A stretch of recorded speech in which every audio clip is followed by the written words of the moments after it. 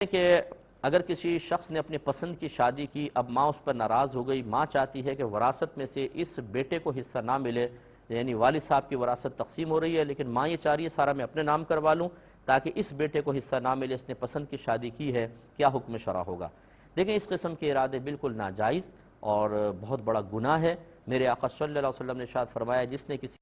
وراثت سے محروم کیا، اللہ تبارک و تعالیٰ اس کو جنت سے محروم کرے گا۔ فرض کر لیں بیٹے نے اگر پسند کی شادی کی ہے تو بڑی میں معذرت چاہتا ہوں کوئی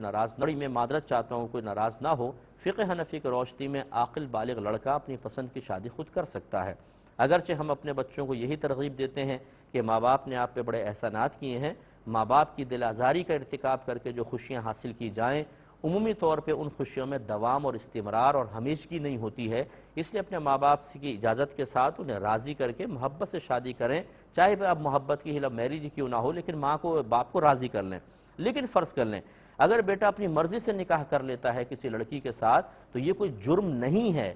شریعت اس کو اجازت دے رہی ہے، ہمارا فقہ حنفی اس کو اجازت دے رہا ہے۔ اب جب وہ مجرم ہی نہیں ہے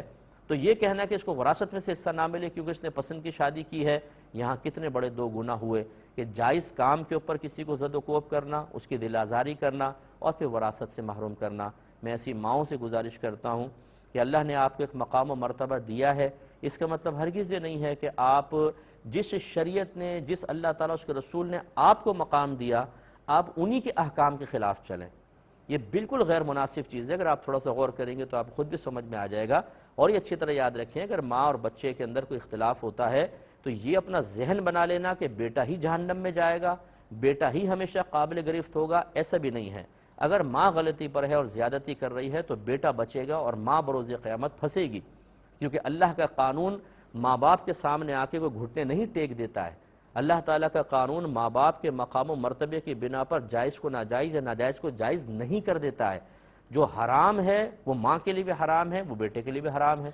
تو اس لیے میں گزارش کرتا ہوں ماؤں سے کہ آپ اگر کوئی فیصلہ کرتی ہیں، آپ اگر بچوں کے خلاف جاتی ہیں، آپ کوئی بھی چیز سوچ کر اس کے مطابق عمل کرنے لگتی ہیں تو پہلے خدا را کسی اچھے مفتی صاحب سے مشورہ کر لیں کہ میں غلط تو نہیں کر رہی ہوں، ورنہ آخرت میں آپ پھنس جائیں گے۔